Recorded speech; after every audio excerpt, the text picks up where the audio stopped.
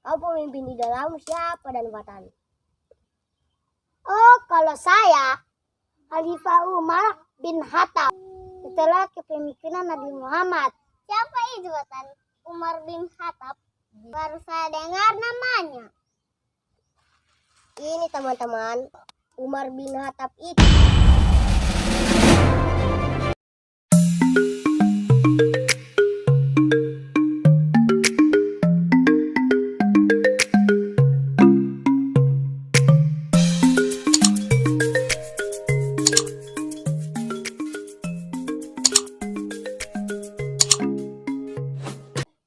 Bagaimana puasa Mega? Lancar?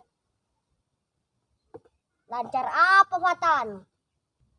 Macam sampai hari ini, setiap siang hari, itu makan snack. Yang Mbak bilang juga persis berpuasa. Kemarin saya lihat satu piring habis. Saya tidak sempat bangun sahur, Eza. Pada saya sakit. Hari ini saya puasa, Le. Teman-teman, siapa pemimpin idolanya kalian? Kalau saya Presiden Soeharto, di masanya rakyat aman. Tidak ada ribut-ribut. Baru kalau menentukan hari puasa dan Idul Fitri, tidak pernah berbeda-beda. Jadi nampak persatuan umat Islam. Kamu dan Eza? Saya Presiden Soekarno Fatan.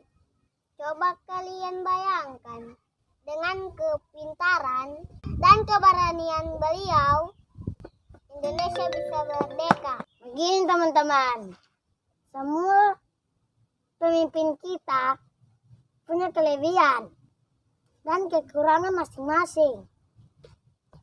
Masa cuma kita orang yang ditanya? Kau pemimpin di dalam siapa dan Fatan? Oh, kalau saya Khalifah Umar bin Khattab setelah kepemimpinan Nabi Muhammad. Siapa itu Fatan? Umar bin Khattab? Baru saya dengar namanya.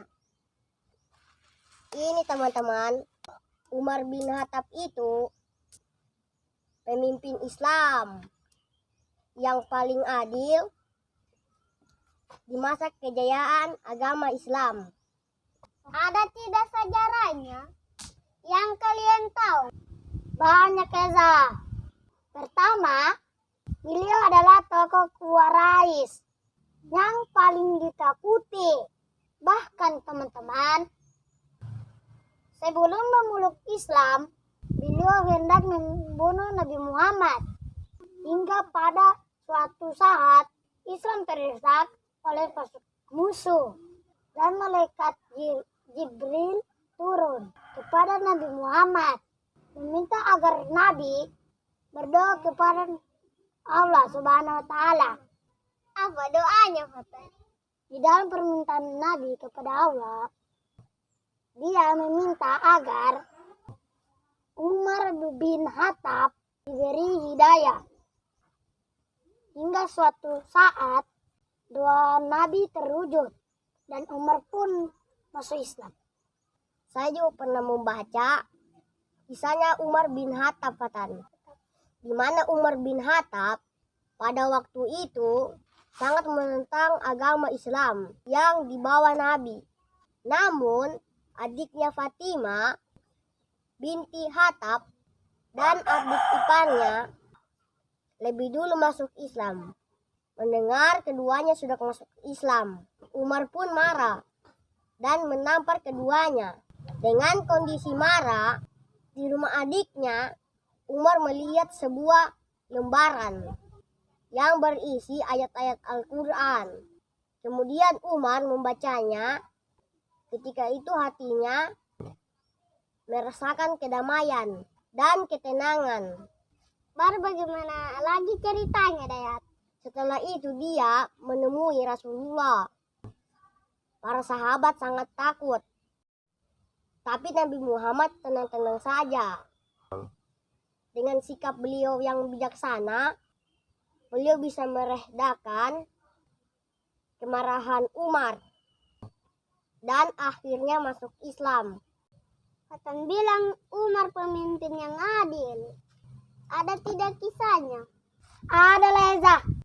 Pernah suatu ketika Gubernur Amr bin As mau menggusur rumah orang Yahudi untuk membangun masjid. Karena orang Yahudi tadi merasakan tidak mendapat keadilan, dia pergi melapor kepada Khalifah Umar. Dalam perjalanannya, si Yahudi beristirahat di bawah pohon. Didapatnya seseorang sedang beristirahat di situ. Singkat cerita teman-teman, orang itu bertanya, "Kamu hendak kemana?" "Aku mau bertemu dengan Khalifah," kata Yahudi tadi, "karena rumahku mau digusur oleh gubernur untuk pembangunan masjid." Lalu teman-teman, orang itu berkata kepada orang Yahudi tadi, "Ambilkan saya sepotong tulang itu." Lalu tulang tersebut teman-teman digarisnya dengan pedang. Kemudian diberikan kepada orang Yahudi untuk diberikan kepada gubernur. Terus orang Yahudi itu tahu kalau yang ditemui itu adalah Khalifah Umar. Dia tidak tahu Eza, kalau itu sudah Khalifah Umar. Masih ada cerita lain tentang Umar? Masih ada. Pernah suatu saat ada janda tua sedang memasak. Di sampingnya ada 2 anak menangis karena kelaparan. Dan ternyata yang dimasak ibunya tadi adalah batu untuk menghibur anaknya yang menangis. Ketika itu Khalifah Umar sedang keliling untuk melihat masyarakatnya. Dia menemukan ibu tadi sedang memasak batu karena tidak memiliki bahan makanan. Seketika itu Umar merasa berdosa. Sebagai orang pemimpin, membiarkan masyarakatnya kelaparan. Alangkah berdosanya diriku ini, kata Umar kepada pengawalnya. Pada saat itu juga, Umar langsung ke tempat gudang makanan dan mengangkat sekarung gandum, dipikulnya sendiri dan diantarkan kepada ibu yang tadi. Pengawalnya berkata, "Biar kami yang mengangkatnya, Khalifah." Namun Umar berkata, "Apa kalian sanggup menanggung dosa-dosa saya yang telah menelantarkan masyarakatnya? Apa kamu sanggup?" Akhirnya Umar mengantar langsung ke si ibu. Walhasil, ibu pun tersebut bahagia karena sudah mendapatkan bahan makanan. Yang lebihnya lagi, setelah diketahui kalau yang mengantarkan adalah Khalifah langsung.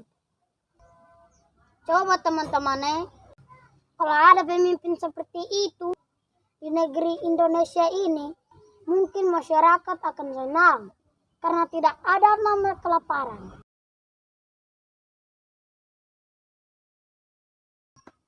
Halo kakak, jangan lupa subscribe, Like juga ya, komen dan share kakak, biar kami terus berkreasi. saksikan terus video kami selanjutnya dalam cerita-cerita yang menarik.